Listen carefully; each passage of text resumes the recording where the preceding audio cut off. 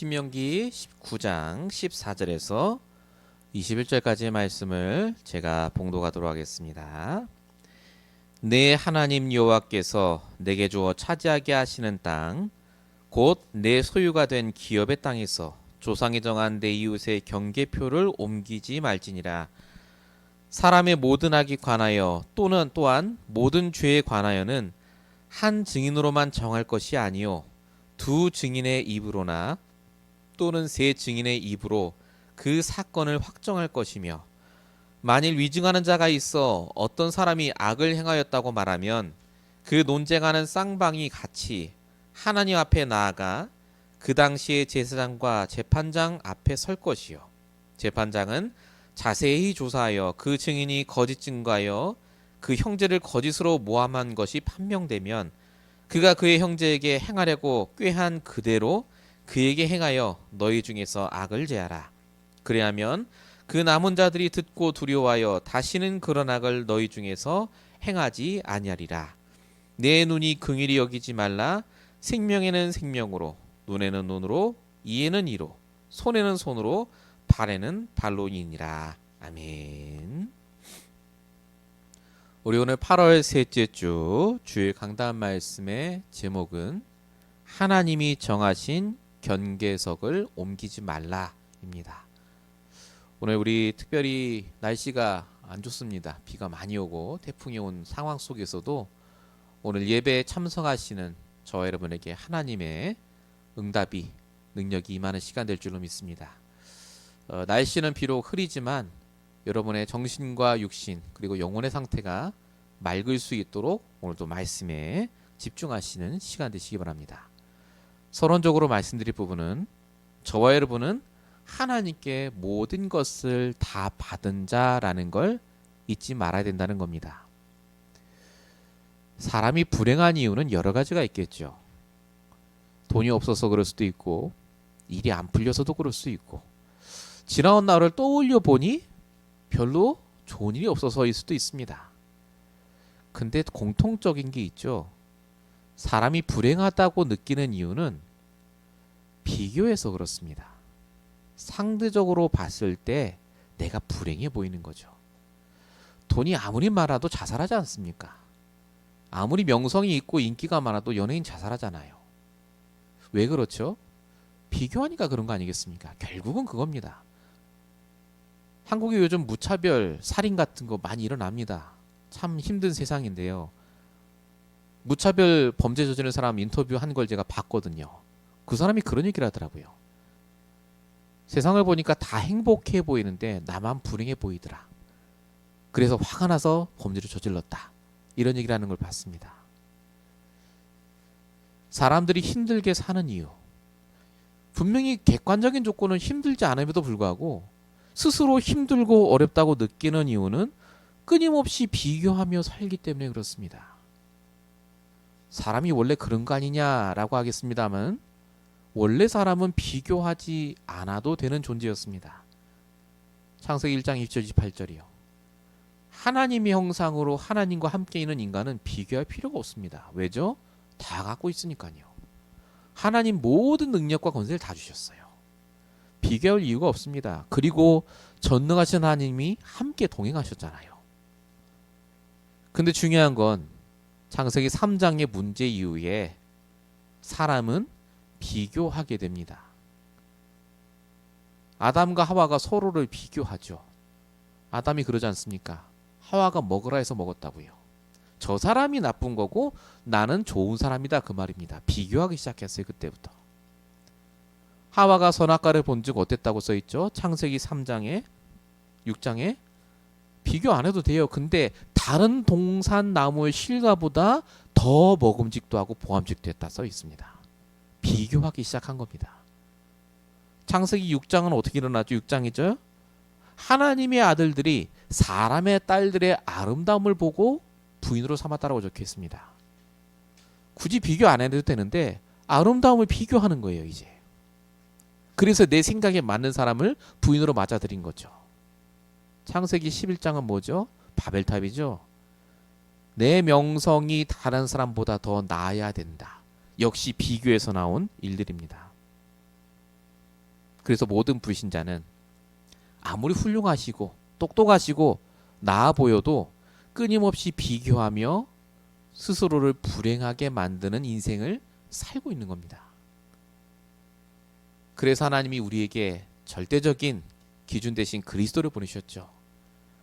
모든 것 대신 그리스도를 우리에게 보내주시고 그 그리스도를 우리가 주인으로 영접할 때 하나님 자녀가 됩니다. 다 가진 인생으로 바뀌는 거라니까요. 그런데 성도가 됐음에도 불구하고 여전히 비교하며 사는 사람들이 있습니다. 대표적인 예가 바로 이스라엘 백성들이었죠. 광야에서 이스라엘 백성들이 뭐라고 했죠? 애굽이 더 낫다고 했죠. 이 광야보다 항상 비교했습니다. 애굽에 있을 때는 우리가 떡도 먹었고 고기도 먹었고 근데 여기선 못 먹고 있고 하나님의 말씀 응답 아무 상관없습니다. 지금 내 형편이 나아지면 좋은 거고 내 형편이 어려워지면 하나님 없는 거예요. 계속해서 신앙생활하면서도 비교하는 삶. 이게 무엇을 말하겠습니까? 구원받으면 끝이 아닙니다. 물론 구원받으면 천국 갑니다. 하나님 자녀죠. 절대 안 망합니다. 신분 권세 안 바뀝니다. 그런데 뭐가 없죠? 그 나의 신분 권세가 절대적이지 않은 겁니다. 그게 흔들리지 말아야 되는데 계속 흔들리는 거예요. 이유가 뭐죠? 비교하기 때문에. 그래서 하나님이 저와 여러분에게 뭘 주셨습니까? 말씀을 주셨어요. 비교하지 말라고요. 이 말씀을 가지고 진짜 절대적인 나의 신분 권세를 확인하라고요. 에레미야 1장 5절엔 이렇게 적혀 있습니다. 너를 모태에 짓기 전에 내가 너를 택하고 내가 너를 알았고 배에서 나오기 전에 너를 성별하고 여러 나라의 선지자로 이미 세웠다고 말합니다. 저와 여러분의 신분과 권세는 절대 바뀌지 않습니다. 하나님이 주신 모든 응답들은 절대 바뀌지 않아요. 하나님이 우리 인도하심은 절대 바뀌지 않습니다. 우리는 하나님의 절대적인 완벽한 인도 속에 있는 인간들이에요. 그래서 비교하지 마시기 바랍니다. 남의 걸 탐낼 이유도 없습니다. 왜 굳이 남의 것을 보고 부러워하고 그것 때문에 좌절해야 하고 우리가 화를 내야 되겠습니까? 오늘 경계석, 우리 성경에 경계표라고 적혀 있는데 이게 땅을 구분하는 그 경계를 말합니다. 경계 표시하는. 오늘 이 말씀이 나와 무슨 상관이 있는지를 아셔야 됩니다. 이 경계석이 뭔지 아십니까? 기준입니다. 내게 주신 경계석이 있어요. 내 땅이 있습니다. 하나님이 내게 주신 것으로 만족할 수밖에 없도록 하나님이 말씀을 통해 확인케 해서 매주마다 이거 안 되니까 구원받아 놓고도 자꾸 경계석 밖에 넘어가는 거예요. 남의 땅이 커 보이고 더 좋아 보이고 저 사람은 응답 받는데 나는 응답 못 받는 것 같고 속지 마시기 바랍니다. 저와 여러분에게 주신 분명한 기준이 있고 그 안에 주신 현장에서 하나님 오늘도 내게 가장 좋은 기준과 응답을 주고 계십니다. 우리 말씀을 통해서 오늘 경계석이라는 이 단어를 통해서 하나님이 우리에게 주신 언약을 붙잡는 시간 되시기 바랍니다. 본론 첫 번째입니다. 그냥 비교하지 마라가 아닙니다. 우리는 비교할 이유가 없습니다. 왜냐? 하나님의 부르심을 받은 자이기 때문에 그렇습니다. 그냥 부르신 게 아니죠. 절대적으로 부르심을 받은 자입니다. 성경은 뭐라고 적혀있는 줄 아십니까? 우리가 잘나서 예수를 믿거나 똑똑해서 예수를 믿거나 우연하게 예수를 믿은 게 아니라고 적혀있습니다. 분명히 뭐라고 적혀있죠? 요한복음 15장 16절 너희가 나를 택한 것이 아니요 내가 너희를 택하여 세웠다라고 적혀있습니다. 또 로마서 5장 8절에는 우리가 아직 죄인 되었을 때 하나님 모르고 돌아다닐 때 하나님이 우리를 선택하셨다고 적혀 있습니다. 하나님이 우리를 선택하심은 비교가 아니다 그겁니다. 우리보다 똑똑하고 잘난 사람 많은데 하나님은 그 비교하지 않고 하나님의 절대 주권 속에 우리를 택하신 거예요. 이게 창조 원리입니다. 하나님의 절대 주권이요. 그래서 우리가 비교할 이유가 없습니다. 하나님은 완벽한 조건을 가진 에서를 택하신 게 아니라 그냥 절대 주권 속에 부족하고 연약한 야곱을 택하셨어요. 그 야곱을 통해 하나님은 세계복음화를 이루신 줄로 믿습니다. 그래서 저와 여러분이 해야 될 건 뭐냐? 하나님이 지금 내게 주신 상황과 조건 속에 하나님 계획을 발견하면 돼요. 그게 하나님의 절대 주권을 인정하는 겁니다. 비교할 이유가 없다니까요. 내가 그때 이렇게 선택했으면 이렇게 됐겠지가 아닙니다. 어떻게 선택했어도 하나님의 언약대로 계획대로 되어집니다. 그래서 저와 여러분이 해야 될 게 뭡니까? 인도받는 거예요. 계속해서 하나님이 내게 주신 언약과 말씀 붙잡고 그 택하심에 따라 준비하면 됩니다.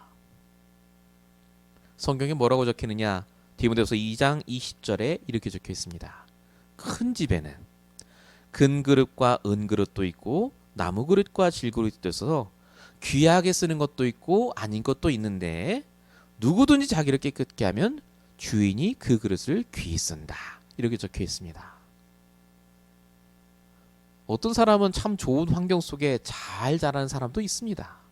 어떤 사람은 환경이 나쁜 가운데 지금까지 힘들게 사는 사람도 있죠. 근데 하나님은 그걸 보시는 게 아니다 그 말입니다. 성도로 부르셨다면 각자의 환경과 조건에 맞게 각자의 언약의 여정을 걸어가게 하십니다. 그래서 속지 말라는 거죠. 이걸 깨달은 사람은 비교하지 않습니다. 흔들리지 않죠. 지금 내게 주신 환경 조건 속에 하나님의 절대 주권을 인정하고 나아가게 됩니다. 그 안에서 하나님의 계획을 발견하려고 해요. 내게 주신 경계석 안에서. 자, 오늘 말씀 보세요. 본문 14절. 내 하나님 여호와께서 내게 주어 차지하게 하시는 땅 곧 내 소유가 된 기업의 땅에 이렇게 적혀 있습니다. 요 말이요. 신명기 19장 1절부터 3절까지도 계속 적혀 있어요. 반복해서 나옵니다. 하나님이 소유하게 하신 땅, 너에게 주신 땅이 있다 그 말입니다. 요 말을 왜 계속 하시겠습니까? 비교하지 말라 그 말입니다. 남의 땅이 넓고 남의 인생이 좋아 보이고 그 사람이 지금 잘 응답받는 것 같고 그거 보지 말고 하나님이 너에게 주신 그 땅 안에서 인도받아보라 그 말입니다. 거기서부터 인도받는 게 하나님 계획이에요. 거기서부터. 그때 하나님의 말씀이 거기서부터 성취가 됩니다. 그럼 나는 평생 그 좁은 땅에서 이렇게 없는 인생 속에 살아야 되냐? 성경은 그 말이 아니라고 말합니다. 하나님은요, 우리에게 주신 것을 어떻게 활용하는지를 보고 계세요. 우리가 이걸 어떻게 알죠? 성경에 나옵니다. 마태복음 25장 21절에 나오는 달란트 비유입니다. 5달란트, 2달란트, 1달란트 받은 자가 주인이 여행을 떠난 다음에 돌아왔을 때 말하죠. 5달란트 가진 사람은 5달란트를 남기고 2달란트도 그러고 1달란트는 땅에 묻었다. 그 얘기 다 하지 않습니까? 그때 주인이 말하는 말이 있습니다. 네가 적은 일에 충성하였으니 내가 많은 걸 너에게 맡기리니 내 주인의 즐거움에 참여할지어다. 하나님 우리에게 딱 경계석을 정해주시고 네 인생은 이거야 여기서 먹다 죽어가 아닙니다. 거기에서 내가 어떻게 영적으로 육적으로 준비하는가를 보신다니까요. 결국 지금 우리에게 주신 환경과 조건 속에 하나님의 계획을 발견하지 않으면요 불신앙합니다. 하나님이 마치 실수하신 것처럼 왜 하나님 나에게 이런 인생을 허락하시고 왜 나를 이런 가정에 태어나게 하시고 요 말 자체가 다 틀린 말입니다. 하나님의 절대 주권 속에 우리에게 가장 완벽한 조건과 형편을 허락하신 겁니다. 요게 인정이 돼야 그 다음이 됩니다. 이게 안 되면요 늘 경계성 너머에 있는 남의 거 쳐다보고 불신앙하다 죽는 인생 됩니다. 그거 하지 말라는 겁니다. 오늘 이스라엘 백성들에게 모세를 통해 하나님이 이거 얘기하시는 거예요. 하나님이 지금 너희에게 새로운 가나안 땅 주실 텐데 어떤 사람은 큰 땅을 갖기도 하고 어떤 사람은 작은 땅을 갖기도 할 텐데 거기서부터 시작해라 그 말입니다. 하나님 역사하실 거니까. 여러분 지금 저희의 나이와 형편과 상황을 하나님이 정말 모르시겠습니까? 하나님이 그래서 말씀으로 말씀하지 않습니까? 주시겠다고요. 단 조건이 있습니다. 내게 주신 그 경계석 안에서 내게 주신 현장과 형편 안에서 최고로 인도받으시기 바랍니다. 그 인도받아 성공한 사람이 바로 바울입니다. 바울은 뭐라고 말했죠? 빌립보서 4장 12절 내가 비천에도 처할 수 있고 풍부에도 처할 수 있고 배고픔과 풍부와 궁핍에도 처할 수 있는 일체 비결을 배겼다고 써지 않습니까? 일체 비결을. 결국 저와 여러분의 영적인 상태가 흔들리지 말아야 됩니다. 내게 오는 모든 하루간에 오는 일들 속에 하나님의 계획이 이것이고 하나님의 뜻이 이거니 내가 당연히 해야 될 것을 해야 되겠다고 마음 먹고 매일마다 인도받는 게 전부입니다. 그게 오늘 경계석의 말씀의 첫 번째 요지입니다. 정말 여러분, 여러분에게 지금 주신 것들에 만족하십니까? 만족 안 되시죠? 하나님의 말씀으로 돌아가시기 바랍니다. 거기서부터 시작하라고 하세요. 하나님은. 본론 1번의 두 번째입니다. 하나님은 거기서부터 시작하는 자에게 분명히 역사하시겠다고 합니다. 그걸 기준으로 삼으라고 합니다. 자, 경계석에 대한 얘기를 조금 해드리도록 하겠습니다. 가나안 땅에 들어가게 됐습니다. 나중에 이스라엘 백성들이 차지하게 되는데 경계를 져야 되지 않겠습니까? 12지파니까요. 11개 지파가 땅을 나눠 가졌으니까요. 그런데 중요한 건 그 땅을 나눠 가질 때 사람들이 나는 이 땅 할게, 너는 저 땅해가 아닙니다. 성경에 보니까 하나님이 나누셨대요. 이걸 하나님이 말씀을 주시면 거기다가 돌을 쌓는 거예요. 돌을 이렇게 여기는 이 땅이고 저기는 너 땅이고 이렇게요. 하나님이 나누시니까 사람이 보기에 조금 엄폐하다고 느낄 때가 있지 않겠습니까? 어떤 사람은 땅이 크기도 하고 어떤 사람은 땅이 조그마하지만 굉장히 좋은 땅을 차지할 수도 있고요. 근데 내 땅은 별거 아닐 수도 있고. 자, 그러니까 이게 문제가 생기는 거예요. 경계석이잖아요. 돌을 세우는 거니까 내 땅이 조금 작거나 나쁘다 생각하면요. 몰래 밤에 나가서 돌을 옮기는 거예요. 슬슬슬슬. 그런 일이 벌어졌다고 합니다. 실제로. 그래서 모세가 오늘 경계석을 옮기지 말라는 얘기를 한 거예요.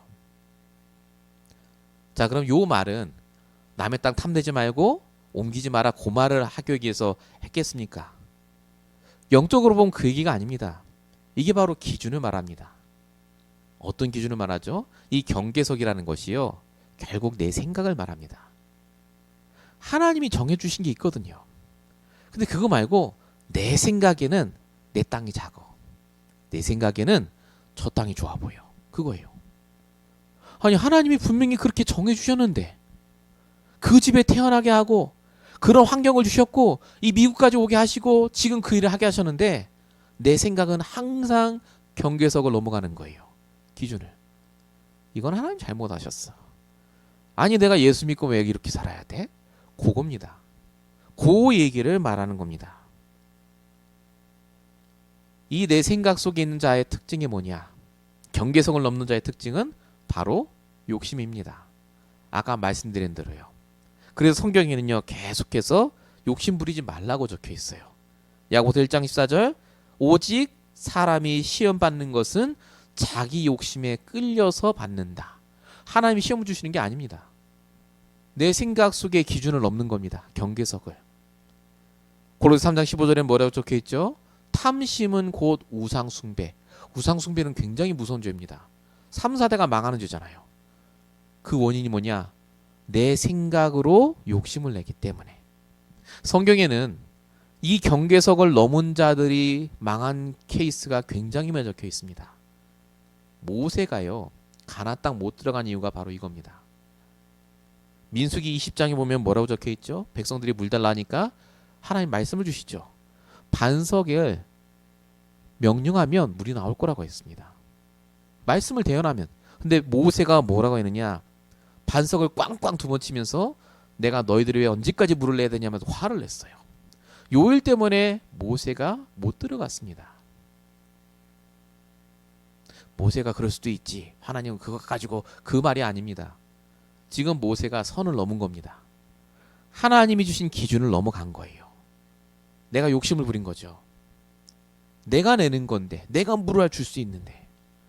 여호수아가 실패한 경우도 있었죠. 여호수아 9장 14절 어떻게 할지를 여호와께 묻지 않고 거지로 가장한 이민족을 받아들입니다. 왜냐? 그들이 스스로 노예가 되겠다고 했거든요. 얼마나 좋습니까? 유익이잖아요. 내 생각이 이익이 될 것 같으니까 하나님께 묻지 않고 여호수아가 경계석을 넘은 겁니다. 욕심이 생긴 거예요. 그 결과 그 이민족으로 인해 이스라엘 백성이 엄청난 고난을 당합니다. 성경은 그래서 이 경계석을 옮기지 말라고 합니다. 이 경계석이 뭘까요? 예, 하나님 말씀입니다. 내 생각을 경계로 하지 마세요. 반드시 욕심입니다. 틀려요. 우상 숭배입니다. 망합니다. 왜 내 생각을 경계로 딱 삼습니까? 그게 기준입니까? 그러니까 자꾸 넘어가는 거예요. 안 되는데. 하나님은 뭐라고 말씀하시죠? 하나님 말씀을 기준으로 삼으라고 합니다. 그걸 경계석으로 딱 삼으라고요. 그 말씀 안에서 진짜 인도 받아보라고요. 시편 119편 105절 주의 말씀은 내 발의 등이요 내 길의 빛이니이다. 말씀을 경계석으로 삼으면요 지극히 당연한 생각 행동을 합니다. 하나님이 아세요. 응답하십니다. 다윗이 어떻게 했는지 아십니까? 사울왕을 죽일 수 있는 기회가 왔습니다. 10년간 쫓아다닐 때요. 부하들이 사울왕을 죽이자고 합니다. 100% 맞는 생각입니다. 지금 죽여야 후환이 없어요. 다윗도 편해지겠죠. 근데 다윗이 그때 뭐라고 했느냐? 사무엘상 24장 6절 여호와께서 기름 부은 자를 죽이는 것은 하나님이 금하는 것이다 라고 말합니다. 선을 넘지 않습니다. 말씀은 뭐라고 얘기하냐는 거예요. 여러분 같으면 당장 죽이겠죠. 얼마나 우리를 괴롭혔는데. 근데 그게 아닙니다. 다윗은 하나님의 말씀으로 경계를 딱 긋고 그 안에서 최고로 인도받았습니다. 결과가 어떻게 됐습니까? 이스라엘의 최고 영웅으로 쓰임받았습니다. 경계석은 단순히 땅을 구분짓는 그걸 말하는 게 아닙니다. 저와 여러분 안에 복음 아닌 경계석이 너무 많아요. 우리 유목사의 말씀으로 표현하자면 복음 아닌 사단이 세운 망대가 많다니까요. 저와 여러분이 진짜 기준이 하나님 말씀이 맞습니까? 하나님의 절대적 주권을 인정하고 계십니까? 왜 아직도 내 인생이 불행하다고 느끼시죠? 왜 나는 자꾸 힘들다고 느껴지겠습니까? 내가 언제까지 이렇게 살아야 되냐고 하나님께 왜 질문하죠? 그 모든 것이 경계석을 옮기기 때문에 그렇습니다. 경계석을 넘어가는 겁니다. 실패합니다. 성도라 할지라도 그러면. 그래서 오늘 말씀 그대로 경계석을 옮기지 마시고 진짜 그 안에서 인도받아 보시기 바랍니다. 하나님이 주신 땅이에요. 그 말은 하나님의 계획이 있습니다. 거기서부터 시작하면 하나님이 그 다음으로 인도하세요. 성경의 모든 인물이 그랬습니다. 요셉이 평생 노래 산 게 아니지 않습니까? 옮기셨다니까요. 계속. 그 다음으로. 저와 여러분의 경계석을 그래서 바꾸시기 바랍니다. 이 응답을 꼭 받으시는 우리 모든 이만희교회 성도들 되시길 축원드립니다. 본론 두 번째입니다. 하나님이 우리에게 주신 땅, 경계석으로 주신 그 땅 안에서 인도를 받으라. 이게 첫 번째라면요. 두 번째는 하나님이 경계석 안으로 사람을 들여보낼 때가 있습니다. 사람이 사니까 만나죠. 그 사람을 어떻게 되는가에 대해서 오늘 본문에 적혀 있습니다. 하나님이 주신 사람을 귀중히 여기셔야 됩니다. 형제를 판단하지 말라. 요 말입니다. 우리가 복음만 있으면 되지 않습니까? 근데 왜 사람 만나게 하시죠? 혼자서는 세계복음화 못하기 때문에 그렇습니다. 혼자서는 절대 말씀이 성취 안 됩니다. 사람과의 관계를 통해 말씀이 성취돼요. 그래서 우리의 경계석 안에 하나님이 사람을 보내주실 때가 있습니다. 거기에는 특별한 계획이 있는 거예요. 그래서 내가 경계석 안에서 인도받는데 하나님이 어떤 사람을 만나게 하신다? 분명히 일이 있습니다. 그래서 판단하지 말라는 거예요. 오늘 본문에 15절에 보면 이렇게 나옵니다. 사람의 모든 악에 관하여 또는 모든 죄에 관하여 한 증인으로만 정할 것이 아니요 두 증인의 입으로나 또는 세 증인의 입으로 그 사건을 확정할 것이며 라고 적혀 있습니다. 우리는 너무 쉽게 판단하잖아요. 저 사람 나빠. 쟤 때문이야. 근데 성경은 뭐라고 말하죠? 한 사람 말도 듣지 말고 두세 사람 말을 더 들어봐라. 진짜 그 사람이 악한 건지 무엇 때문에 그런 행동을 했는지를 알아보라는 말입니다. 분명히 이유가 있거든요.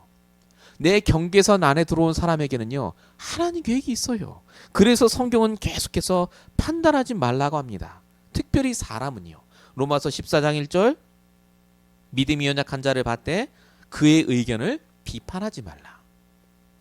고린도서 4장 5절에는요, 그러므로 때가 이르기 전 주께서 오시기 전까지는 아무도 판단하지 말라. 성도에 대해서 뭐라고 적혀 있죠? 대표적인 게 고린도서 3장 16절입니다. 너희가 하나님의 성전인 것과 너희 안에 하나님이 거하시는 줄 알지 못하느냐. 우리가 이거 성령 내주에 관한 말씀으로 듣잖아요. 근데 실제 이 말씀을 왜 주셨느냐? 판단하지 말라 그 말입니다. 구원받은 자라면 하나님이 주인 되셔서 그 사람을 인도하실 테니 판단하지 말라는 거예요. 그럼 우리는 판단 안 하면 뭐합니까? 내 경계선 안에 사람 들어왔는데 뭐 하란 얘기죠? 하나님의 일을 함께 이루어가면 됩니다. 그게 바로 빌립보서 1장 6절에 적혀있죠. 너희 안에서 착한 일을 시작하신 이가 예수 그리스도의 날까지 이루실 줄 확신한다.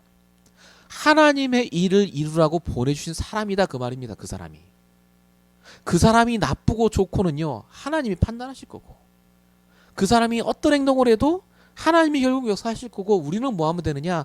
내 경계선 안에 온 그 사람을 통해서 하나님의 일을 이루어가면 됩니다.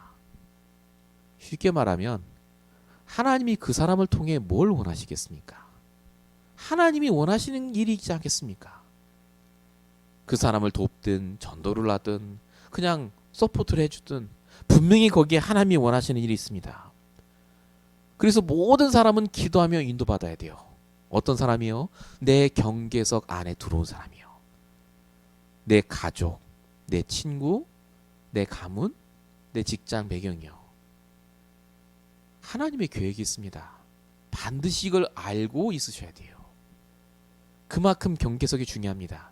내 기준, 내게 주신 하나 주신 가장 처음 시작이기 때문에. 본론이 2번입니다. 그러면 사람이 계속해서 나를 힘들게 하고 나쁘게 하는데, 경계석 안에 들어와서 나는 하나님 일을 같이 하려고 하는데 그 사람은 나를 어렵게 해요. 그건 가만 놔두라 말입니까? 여기에 대해서도 오늘 말씀에 적혀 있습니다.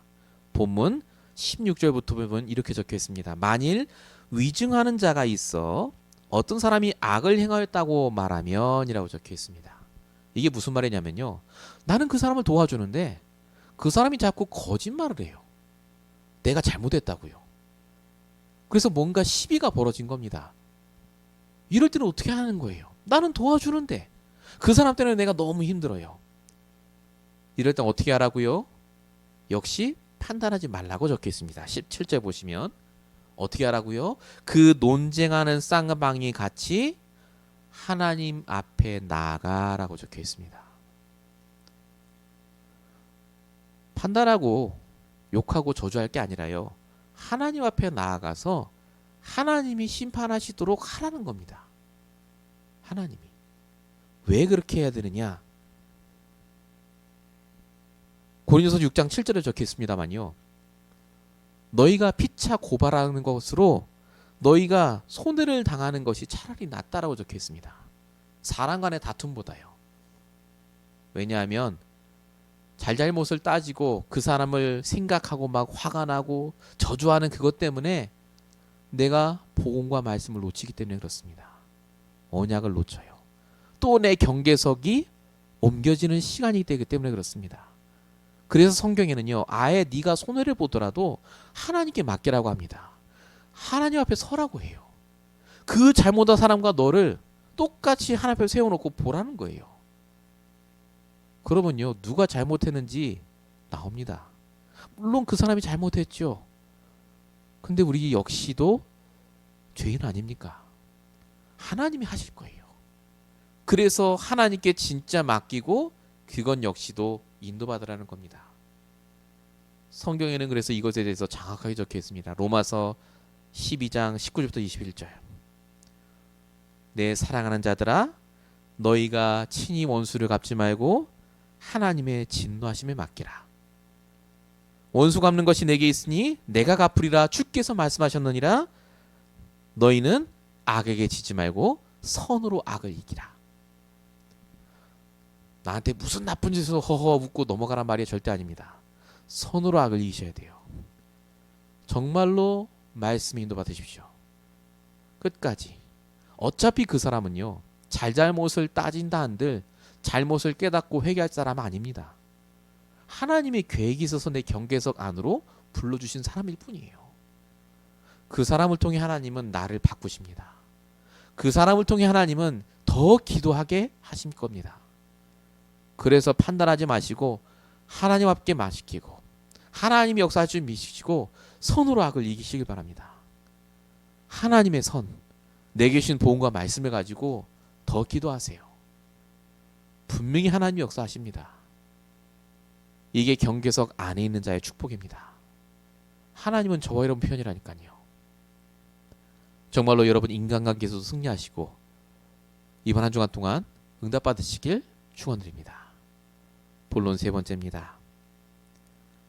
우리가 이렇게 경계석 기준을 지키고 그 안에서 시작하고 그 안에 들어온 사람을 살리고 하나님 앞에서 판단받고 하는 이 모든 것들의 이유가 뭐겠습니까? 전도와 선교 때문입니다. 사람을 살리고 진짜 그 사람을 돕기 위해서. 결국 경계석은 사람을 살리고자 하는 겁니다. 그 안에서 내가 응답받고 힘을 얻어서 다른 사람을 살리라고 경계석을 주신 거예요. 나의 땅을 주신 거죠. 분명히 성경에 뭐라고 적혀있죠? 디모데후서 2장 4절 하나님은 모든 사람이 구원을 받으며 진리를 아는 데 이르기 원한다라고 적혀있습니다. 여러분, 하나님은 저와 여러분을 통해 전도가 이루어지길 원하세요. 사람을 살리길 원하십니다. 모든 하나님의 관심은 전도에 있습니다. 그래서 저와 여러분이 받은 것을 나눠야 합니다. 자, 오늘 본문 우리 21절 마지막에 읽었죠. 여기엔 굉장히 율법적인 말씀이 적혀 있습니다. 만약에 그 사람이 생명을 죽였으면 똑같이 죽이고, 요 말이 적혀 있어요. 눈에는 눈으로, 이에는 인으로, 손에는 손으로 이렇게 적혀 있습니다. 이거는 그때 당시 율법을 말하지만 요 말이 의미하는 바는 완전히 반대일 것입니다. 여러분, 사람이 화가 나서 눈에는 눈, 이에는 이로 막 갚아야 될 정도로 막 하잖아요. 여러분도 그러지 않습니까? 내가 받은 만큼 내가 갚아주리라. 거꾸로 말해보겠습니다. 여러분이 사랑받은 만큼 정말 다른 사람을 사랑하십니까? 하나님이 여러분을 사랑하셨고 십자가에 온 피를 다 쏟으시기까지 여러분을 구원하셨습니다. 그 사랑을 여러분 갚으십니까? 그건 안 하지 않습니까? 최고의 사랑이 전도인데요. 전도는 전도를 많이 하는 게 아닙니다. 내가 받은 사랑을 갚는 겁니다. 하나님이 오늘도 여러분을 위해 역사하십니다. 이 말씀을 주시잖아요. 그 은혜를 왜 생각 안 하십니까? 원수를 갚고 내가 저 사람을 보다 더 나아지고 비계하고 잘 되는 것에는 내 모든 관심이 가 있는데 정작 하나님이 나를 사랑하심을 어떻게 갚을 것인가에 대해서는 생각하지 않을 때가 너무 많지 않습니까? 바울은 그래서 로마서 13장 8절에 성도는 사랑에 빚진 자요. 나는 그 사랑에 빚진 자로서 다른 사람을 살린다라고 말합니다. 눈에는 눈, 이에는 이로 갚으란 말이 아닙니다. 그 마인드가 있다면 반대로 하나님의 사랑하심 그대로 다른 사람을 사랑하고 용서하고 전도하는 게 마땅하지 않냐 그 말입니다. 이게 경계석 안에 있는 경계석을 지키는 자에게 주신 축복입니다. 다시 한번 말씀드립니다. 저와 여러분은 다 받았습니다. 지금 오늘 상황 조건이 하나님이 보시기에 내 그릇에 맞는 가장 합당한 조건과 환경입니다. 우리가 여기에서 응답받고 내 그릇이 커지면요, 그 다음 또 옮겨주실 겁니다. 된다 안 된다가 아닙니다. 말씀의 인도 받으시기 바랍니다. 하나님이 정하신 경계석을 옮기지 마시고 진짜 거기서부터 시작해 보세요. 그래서 정말 증인 되시기 바랍니다. 우리 교회가 저와 여러분이 그 증인 될 줄로 믿습니다. 결론입니다. 그래서 우리가 해야 될 게 뭐죠? 산업선교 때 말씀 주셨죠? 정확한 언약을 붙잡아야 됩니다. 말씀은 다 듣습니다. 언약을 붙잡아야 돼요. 언약이 뭐라고요? 말씀을 통해 반복적으로 주시는 메시지요. 그게 언약입니다. 여러분, 저와 여러분이 진짜 그 언약이 있으면 흔들리지 않습니다. 언약의 망대를 세우라는 말씀이었거든요. 산업선교회 언약의 망대. 진짜 나에게 주신 그 경계석의 의미를 생각하시면서 한 주간 강단 말씀을 붙잡고 정말 기도해 보세요. 나의 말씀을 딱 붙잡아 보세요. 그 속에 언약이 발견됩니다. 그 언약을 붙잡고 한 주간 승리하시기 바랍니다. 결론 두 번째입니다. 집중하며 준비하시기 바랍니다. 핵심 말씀이 나왔죠. 뭘 준비하란 말입니까? 우리의 영적인 상태요. 결국 영적인 상태가 답니다. 복음의 각인뿌리 체질되도록 진짜 하나님 말씀으로 기도하도록 우리가 매일마다 하는 거지만 어떻게 보면 쉽게 보는 것들이지만 가장 중요한 겁니다. 여러분 오늘 경계석을 옮기지 말라는 이 말이 옛날 말이 아니라 저와 여러분에게 한 주간 동안 성취될 말씀이 되시길 진심으로 바라고 정말로 이번 한 주간 동안도 이 말씀으로 인도받으시길 축원드립니다. 기도하겠습니다. 살아계신 아버지 하나님, 오늘도 하나님 앞에 섰습니다. 우리 계신 경계석 안에서 우리 계신 그 땅에서 다시 언약을 붙잡고 시작하길 원합니다. 하나님의 시간표에 따라 그 다음 과정을 인도받게 하시고 많은 사람을 살리게 하시고 또 현장을 살릴 만한 증거를 허락하여 주시옵소서. 하나님이 우리를 사랑하신 것 같이 다른 사람을 사랑할 수 있는 마음을 허락하여 주시옵시고 이것 때문에 우리에게 필요한 모든 오력을 허락하여 주시옵소서. 이번 한 주간 동안도 이 말씀 그대로 역사하실 줄로 믿사옵고 우리 권하신 예수 그리스도의 이름으로 감사하며 기도했습니다. 아멘.